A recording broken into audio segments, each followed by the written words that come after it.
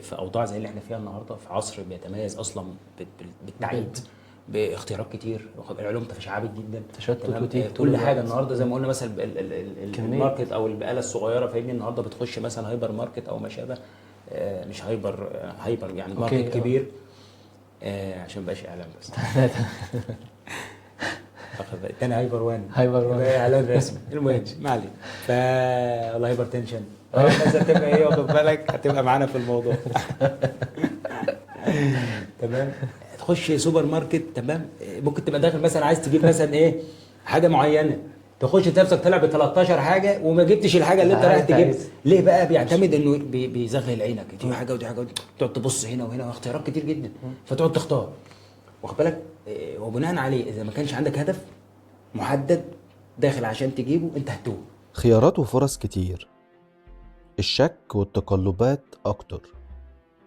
حتى في اختيارنا في تعريف نفسنا بنفسنا أحيانا مش بيكون ده باختيارنا، ولذلك فعلا تمام. اني اسيب مهم التعريف نفسي لنفسي يعني. تمام. طبعا بشكرك الاول، تمام، على دعوتك الكريمه، وشرف ليا طبعا شرف ان ليا جدا احنا والله. نلتقي مع بعض ومع زمايلنا وحبايبنا في مهنه التمريض. التخصص بتاعي Nursing سواء education. دراسه او شغل هو تعليم التمريض او النيرسينج اديوكيشن، والتخصص كتخصص جديد، يعني مش قديم مثلا قدم قسم مثلا تمريض البطن الجراحي او ما شابه. هو تخصص جديد، تمام، حديث النشأة، يمكن نقول مثلا طبعا ابتدى في امريكا من حوالي 40 سنه او بالظبط، مش قديم قوي. تمام. التخصص قبل ما اخشه، تمام، او قبل ما اختاره، طبعا انا اخترته بيزد على الانترست، الاهتمام، يعني اهتمامي وحبي لمجال التعليم او للتعليم، فكره التعليم، ان انا اعلم حد، ان انا اكون سبب في ان حد يتعلم، يتدرب، يكتسب مهاره جديده، معلومه جديده، تمام. دي في حد ذاتها يعني متعه، ولكن الموهبه لوحدها مش كفايه. يعني اذا كنت انت موهوب في المجال، لازم طبعا تثقل دوت او الموهبه دي تثقلها بالدراسه، دراسه منظمه، تستفيد من تجارب الاخرين ودراساتهم في المجال دوت، تتعرف على نظريات، القواعد، المفاهيم، المبادئ اللي بتحكم العلم دوت او الفن دوت، وانت ساعتها بتمارس فعلا بيزد على نوليدج، مش بس مجرد موهبه او ما شابه. اول ما سجلت خالص كنت مسجل تخصص نفسيه، هو الاقرب لاهتماماتي. فاثناء ما خلصنا الترم الاول فتح قسم تعليم التمريض كتخصص جديد لاول مره بيفتح، واخد بالك، في الجامعه اللي انا فيها اللي هي جامعه القاهره. فماتش حصل بقى، ماتش حصل كده، ايه، زي تلميذ كده الحاجه دي مع اهتماماتك، فقلت هو ده اللي انا كنت بدور عليه. حلو كده. تمام، كتخصص انت بتدور عليه وبتلاقي نفسك فيه. تمام. أحيانا بندور على حلول جاهزة، بندور على حد يقرر بالنيابة عننا، أو بندور على حد يقول لنا على ال5 خطوات اللي هتغير حياتنا. دايما بندور على وصاية، أكننا بنقول إننا لوحدنا مش كفاية. ان انا لا املي على الانسان، ما بقاش واصي على انسان. طيب. والتمريض علمنا كده، ان انا ما اخدش للبيشنت قرار، ولكن اعلمه ازاي ياخد قرار. انا ما اقولش للبيشنت واقدم له حلول، لكن اعلمه ازاي يوصل لحلول. هي دي الفكره، زي المثل الصيني او الياباني اعتقد، اللي هو ايه، لا تعلمني ايه كيف اكل السمك، ولكن علمني كيف اصطاد. تمام. فهي دي الفكره، يعني حتى اللي بيسمعونا زي ما احنا اتفقنا، ان ما يبقاش هدفهم ان مش هقدم لك حل جاهز، يعني مش هقول لك والله خش المجال الفلاني، اصل المجال ده احسن من غيره، والله خش اطفال، هي اصل هي احسن من نساء، او اختار مثلا انفكشن كنترول، اصل هي احسن من كذا. بندور على الأحسن، فبنضطر نقارن علشان نحس ولو إحساس مزيف إننا تمام. المقارنه ما بين التخصصات من وجهه نظري زي بالظبط انك تقارن ما بين مثلا الطماطم والطيارات، اللي هو ما فيش علاقه. كل تخصص قائم بذاته، كل تخصص طبعا ليه في علاقه بينه وبين باقي التخصصات، لكن هو مهم واستئصاله فكره السيستم، بتبقى تعريف السيستم او النظام بيبقى ايه، بيسموها ريليتد بارتس، يعني اجزاء ليها علاقه ببعضها، وكل جزء بوظيفه معينه، الاستغناء عن اي جزء معناه خلل في السيستم كله. نفس الفكره، كل تخصص من تخصصات جوه التمريض، والتمريض نفسه كتخصص جوه المجال الصحي هو جزء من سيستم. فالاستغناء عن جزء، او ان انا افاضل ما بين الاجزاء واقول اصل ده اهم من ده طبعا مقارنه غير عادله بالمره. ولكن انا ممكن اقارن بين اثنين في نفس التخصص، واشوف اداء دوت واداء دوت في نفس التخصص، والافضل كمان ان اقارن بين الشخص ونفسه. وماضيه.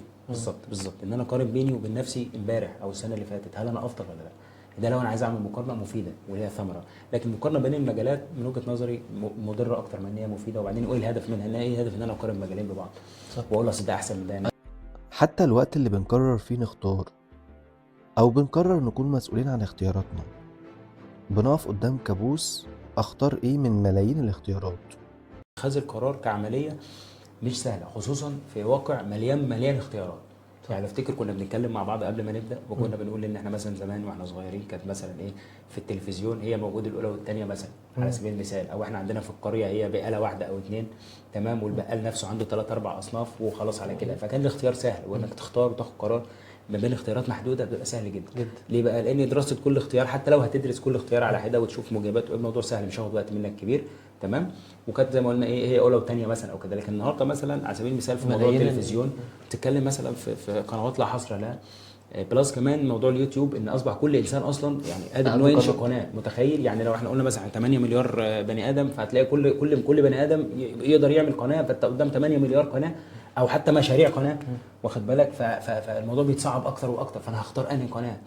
واخد بالك ازاي؟ هي بقى بتيجي من حته ان هو مرجعيه زي ما كنت برضو بنتكلم، هي انا مرجعيتي ايه فانا بختار بيزد عليه. المعيار ده بقى هو الطريقه اللي احنا بنتكلم عليها، وده اللي احنا مستهدفينه، ان احنا نقول ازاي ناخد القرار، ازاي نختار. تمام. خصوصا زي ما قلنا ان في اختيارات كتير، فالموضوع مش سهل، الموضوع صعب بس مش مستحيل. وفي نفس الوقت انا يعني انا استخدمت صعب، انا بعتذر، ان الموضوع فيه تشالنج، فيه تحدي بقى. يعني انا من زمان بحاول اطرد بس بالممارسه بقى مش بالكلام النظري. يعني بحاول اطرد كلمه صعب من قاموسي الذهني، بستبدلها بكلمه او بمعنى تشالنج، تحدي. واخد بالك ليه بقى؟ لان لما اقول مثلا صعب يبقى انا اصلا حكمت من البدايه ان انا تحت الحاجه دي او انا اضعف منها، هي صعبه فهي فوق بارير اصلا. بالظبط كده. غير لما قلت تحدي بقينا انا وانت على نفس الايه، زي ما انا بكلمك دلوقتي في تشالنج، في نديه.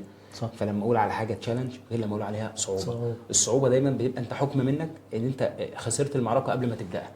لكن لما قلت تحدي بقى في سجال، في احتماليه تكسب، في احتماليه تخسر. تمام. بس تحدي نيوترال، انت بادئ وكل الاحتمالات متاحه. فبنقول اتخاذ القرار في اوضاع زي اللي احنا فيها النهارده، في عصر بيتميز اصلا بالتعقيد، باختيارات كتير، العلوم تشعبت جدا، تشتت كل حاجه النهارده زي ما قلنا مثلا الماركت او البقاله الصغيره، فاهمني؟ النهارده بتخش مثلا هايبر ماركت او ما شابه، مش هايبر يعني ماركت كبير، عشان ما بقاش اعلان بس تاني هايبر وان اعلان رسمي. المهم ما علينا. والله هايبر تنشن الناس هتبقى ايه، واخد بالك؟ هتبقى معانا في الموضوع تمام. تخش سوبر ماركت، تمام، ممكن تبقى داخل مثلا عايز تجيب مثلا ايه حاجه معينه، تخش نفسك طلع ب 13 حاجه وما جبتش الحاجه اللي انت رايح تجيبها. ليه بقى؟ بيعتمد انه بيزغل عينك، دي حاجه ودي حاجه، تقعد تبص هنا وهنا، اختيارات كتير جدا، فتقعد تختار، واخد بالك؟ وبناء عليه اذا ما كانش عندك هدف محدد داخل عشان تجيبه انت هتوه. فده رقم واحد لما بنيجي نقول ازاي نختار في اي حاجه. حدد الهدف، انت عايز توصل لايه، انت عايز ايه. لو انت عارف انت عايز ايه هتعرف توصل له. فدي بقى بترجع لكل شخص، عشان كده بنقول على الطريقه. انت الاول بتحدد انت عايز ايه. لو انت مثلا على سبيل المثال مستهدف مثال مثلا على سبيل المثال ان انت هدفك الماده اللي هو مثلا الراتب العالي مثلا، يبقى هتفاضل على هذا الاساس. بس على الاقل انت عارف انت عايز ايه. احنا مش بنحكم هنا ونقول ده صح او غلط، صح. احنا هنا بس بنقول حدد هدفك او معيارك، وتحديدك لهدفك ومعيارك المهم انك تكون راضي عن البروسيس اللي انت اتبعتها عشان توصل ايه للهدف دوت. ما يبقاش مضحوك عليك. يعني هدف تبقى انت اللي حطيته وفعلا راضي فيه في اعمق نقطه في نفسك، انت مقتنع بالهدف ده فعلا، مش حد حطه لك، مش حد هو اللي حط لك الهدف دوت وهو اللي عمل سيتنج للجول وانت ماشي وراه زي الاعمى مخدوع ومفكر ان انت اللي اخترت الهدف دوت. مين اللي اختار؟ مين اللي حط الهدف؟ ماذا لو قرارات مصيرية ما كانتش من اختياراتنا؟ ونفترض ان ده حصل، هيكون اذا ماذا بعد؟ ده حقيقي، واخد بالك؟ مش اختيارنا. حلو كده. طيب هل معنى ان حد غير اللي اختار، هل ده بمعناه ان ده صح او غلط؟ لا، مش ضروري. مش ضروري ان اصل حد غير يختار ان انا كده ايه، ان انا كده غلط مش صح. لان في حاجات كتير جدا في حياتنا احنا ما اخترناهاش، واخد بالك؟ زي مثلا ان انت اصلا ان انت تبقى انسان، وان انت ذكر مش انثى. ليه ذكر مش انثى؟ ليه اتولدت في مصر؟ ليه في القريه الفلانيه؟ ليه ده والدك ووالدتك؟ ليه دول اخواتك؟ ليه اتولدت في النقطه دي من الزمن، من عمر الزمن؟ ليه ما جيتش مثلا في العصور القديمه او العصور الوسطى او عصور ما قبل الميلاد او ما شابه؟ ليه كل ده؟ كل دي اختيارات انت لم تعهدها وما اخترتهاش. بالظبط. واخد بالك ازاي؟ فمش بالضروره ان كل حاجه انت تبقى مختارها، لكن اللي بايدك انك هتكمل او لا. جينا الحياه مش بايدينا، لكن ان احنا نكملها او ما نكملهاش ده بايدينا. تمام. فلما تفحص الهدف دوت بعين فاحصه وبعين محلل وبعين قارئ وباحث وناقد، هتبتدي تحلله بقى المكونات الاوليه وتشوف الهدف ده فعلا بتاعي، انا راضي بيه اصلا، انا فعلا مش مهم انا اللي انا ابقى وضعته، بس هل انا راضي بيه؟ لان الهدف هو اللي بيظبط كل ايقاع حياتك. هدف الانسان في الحياه وبيظبط كل ايقاع حياته من اول ما يصحى لحد ما ينام، حتى وهو نايم. هيبقى كل تصرف بيتصرفه بيصب في الهدف ده. عشان كده بنقول تحديد الهدف مساله حياه او موت، مساله في غايه الخطوره والاهميه. هل اللي احنا مكملين فيه ده يخصنا؟ طيب هل احنا قعدنا النظر فيه؟ مش على بعض. هو داخل بيزنس كده عشان وظيفه وفلوس احنا ويسافر تشربنا الفكره دي، لكن من منا تم عمل لها نقد. عمل الفكره دي نقد، كريتيك، عشان يتقصى اصولها. واخد بالك؟ أنا أصلاً حصل لي ويجيبها شغل. زي ما قلنا، ويجيبها زي ما قلنا من جذرها، هي نشأت ازاي؟ وهل نشأت على حق ولا على باطل؟ الاجابه عند اللي هيدور ويدور بنفسه، مش تاخد الاجابه جاهزه. تاخد الاجابه جاهزه مفيش كده ايه، مفيش اكسبيرينس، مفيش. انت لازم تكافح، لازم تجاهد عشان توصل الاجابه دي بنفسك وتصدقها، مش هتجيلك من بره. واخد بالك؟ بتجيلك من بره مجرد معلومات، شعارات وخلاص، انت مش هتحس بيها. لازم انت دي عمليه شخصيه، واخد بالك؟ وسعي شخصي منك لفك الشفره. اعتبر نفسك شفره وحياتك دي شفره او كلمه سر، وحاول تقراها. زي ما اتفقنا، اللي هو دخولك المجال جزء من الشفره. مش معنى كده انك ترتضي، زي ما قلنا احنا بنحاول نفسر ليه ده حصل، وموضوع استمرارنا من عدمه دي بتاعتنا. لكن كل اللي فات مش بتاعنا، كل اللي فات مش بتاعنا. من اول ما جينا اساسا الدنيا لامور تانية كتير جدا مش بتاعتنا، مش اختيارنا. زي ما كنا بنتكلم ان حتى جسمنا افضل مثال، سيطرتنا على جسمنا جزء بسيط جدا، اللي هو جزء نوع من العضلات. يعني العضلات ده كجزء، واخد بالك؟ ده جهاز عظمي، وعندك قلب وجهاز تنفسي واجهزه كتير جدا. تمام. فجهاز واحد منهم اللي هو الجهاز العضلي، جزء منه اللي هو نوع من العضلات الهيكليه اللي مرتبطه بالهيكل العظمي، هي دي اللي ليك عليها تاثير، ودي اللي ليك عليها كنترول. باقي العضلات عضلات ملساء زي اللي موجوده في الجهاز البولي او الهضمي او ما شابه او التنفسي. عندك عضله القلب، وباقي طبعا الاجهزه كلها مالكش عليها اي سيطره وشغاله بعيد عن سيطرتك. فده طبيعي من طبيعه الكون ومن جسمنا جزء من الكون وبيحكموا نفس القواعد. فما بلاش، يعني انا اسف في التعبير، يعني ما نحزقش قوي اللي هو ازاي دخلت وانا ما اخترتش. مش ضروري انت اللي تكون مختار، بس الضروري انك تفحص الاختيار دوت والموقف دوت وتبقى راضي عنه. ولو انت مش راضي عنه ومش مقتنع بيه، غير فورا لحاجه انت راضي عنها ومقتنع بيها. فانت مسؤول عن اختيارك. من هنا جت فكره المساءله، انك ليك اوثوريتي، ما تقعدش تقول ما هم اللي اختاروا لي، هم اللي عملوا لي، هم اللي ودوني، هم اللي جابوا لي، تولول. حلو. اللي فات مش بايدك، اللي جاي هو اللي بايدك النهارده، واللي جاي هو اللي بايدك. شكل بقى ده. هل دايما بيكون في عواقب وتبعات لأي اختيار مهما كان الاختيار؟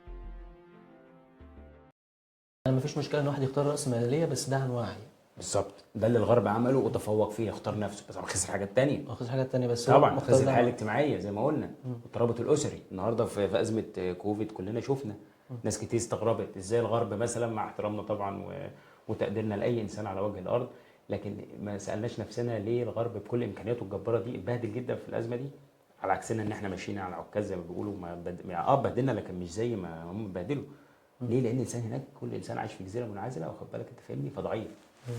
وسط زحمة ودوشة الحياة وأزمة تحقيق الذات، وسط ألم ومعاناة، بنحتاج نقرر، أو بنحتاج نعرف إزاي نقرر ونختار.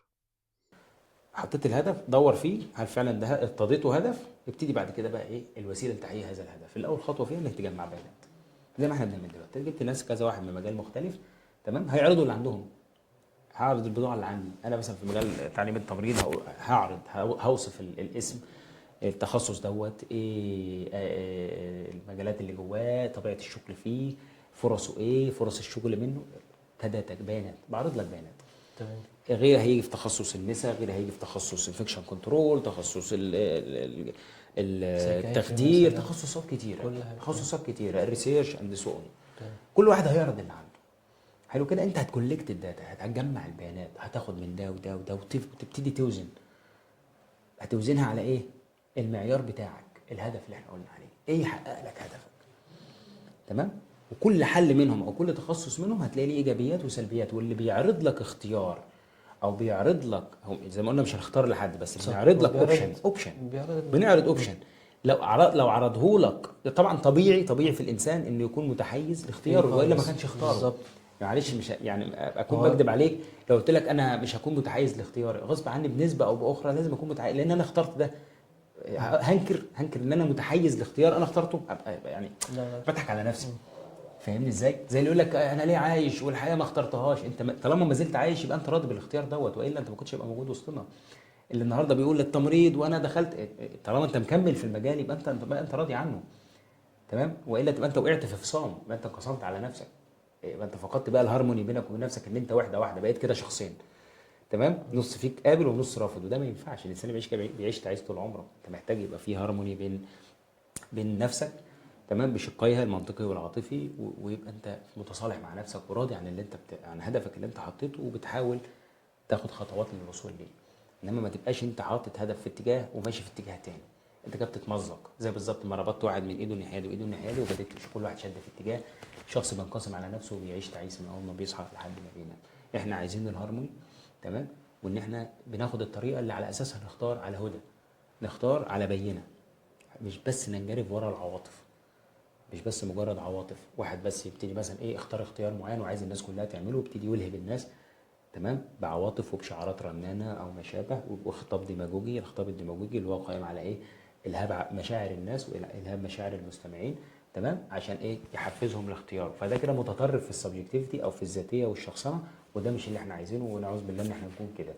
لكن اللي بنقول تميز ازاي اللي بيعرضك اختيار ان هو على الاقل يعني يميل الى الاوبجكتيفيتي، يميل الى الموضوعيه بنسبه اكبر من الشخصنه.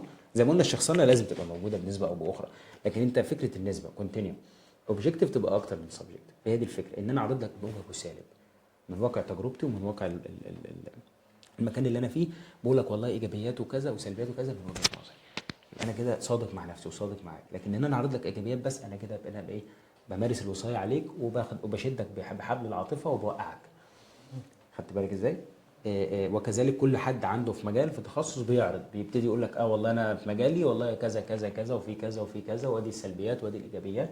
الاول بيوصف ايه هو المجال دوت، وايه هي طبيعه الشغل فيه وطبيعه الدور والمسؤوليات وايه فرص العمل ومش عارف ايه وبتاع، وبتيجي يقول لك والله ايجابيات 1 2 3 من وجهه نظره، وتسمع من كذا واحد في التخصص ده عشان تقارن كمان. حلو، بتجمع كل ده بيانات، وبيزع البيانات اللي انت مجمعها تبتدي تعمل لها اناليسيس وتحللها في ضوء المعيار بتاعك، وتشوف مين هو اكتر حل او اكتر تخصص بيصيب الهدف اللي انت حطيته في البدايه. خدت بالك ازاي؟ بس زي ما قلنا اخطر مرحله مش دي، اخطر مرحله وضع الهدف. من وجهه نظري دي اخطر مرحله، على اساسها كل اللي جاي بيتشكل. زي فكره الدياجنوزيس او التشخيص، اخطر مرحله في المرض تشخيصه. اذا تم التشخيص غلط كل الخطوات اللي بعد كده هتبني على غلط وعلى باطل. فهي دي الفكره. فلما تيجي تسيت جول او تحط هدف، لازم الخطوه دي تتم بعنايه فائقه، تمام، وعلى اسس مظبوطه، ومش اسس عاطفيه بس، اسس علميه. يعني حتى وضع الهدف هيحتاج كولكت داتا، هتحتاج تجمع بيانات وتراجع نفسك وطبيعتك وجيت ازاي ورحت فين وعايش ازاي تمام، وعايز ايه بالظبط، وايه اللي انا عايزه، وايه اللي انا بفكر فيه، وايه اللي انا مؤمن بيه، وعلاقتي باهلي وعلاقتي باصحابي وعلاقتي بالمجال اللي انا فيه، هل انا راضي عنه اصلا ولا لا. فلما تيجي تحط هدف، القضيه خطيره. واحنا مش هنحط للناس اهداف، مش هنقع في غلط احنا بنحذر منه. ما نحطش لحد اهداف، لكن نقول ازاي نحط هدف. إن شخصي ليس بالكائن الصغير الجامد والمكتمل، بل إنه كائن ديناميكي دائم الحركة. فإذا كنت قد تعرفت إلي البارحة، أرجوك ألا تظن أنني لا أزال الشخص نفسه اليوم. حدق بي جيدا، حدق بوجهي بملامحي بيدي بنبرة صوتي، وأصغى إلي وكأنك دائما تبحث عن جديد فيه، لأني في الحقيقة قد تغيرت. ولكن حتى إذا فعلت ذلك فقد أستمر في خشية من أقول لك من أنا.